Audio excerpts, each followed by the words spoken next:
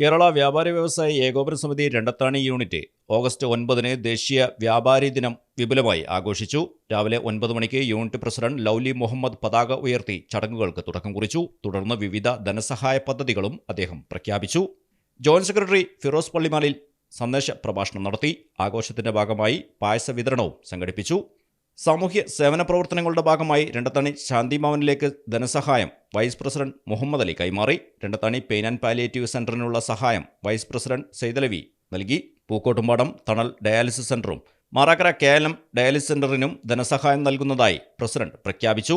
പക്ഷാഘാതത്തെ തുടർന്ന് കിടപ്പിലായ അബ്ദുൽ ഖാദർ TT എന്ന അബ്ദുക്കയുടെ കുടുംബത്തിന് ചികിത്സാ സഹായം സെക്രട്ടറി അബ്ദുൽ മജീദ് കൈമാറി. വൈസ് പ്രസിഡന്റ് KMK കുഞ്ഞുട്ടി, സെക്രട്ടറിമാരായ CM മൂസ, ഹസൻ കല്ലൻ, കുഞ്ഞാലി സംഘം, KMK Abdu, youth wing president KP Sameer, joint secretary Mansoor Fasnas, വനിതാ wing president Ambili Saji, treasurer Shahida മോളും മറ്റു എക്സിക്യൂട്ടീവ് അംഗങ്ങളും പങ്കെടുത്തു. വ്യാപാരി ദിനത്തോടനുബന്ധിച്ച് രണ്ടത്താണി ടൗണിലെ വിവിധ സ്ഥാപനങ്ങളിൽ പതാകകൾ സ്ഥാപിക്കുകയും ചെയ്തു.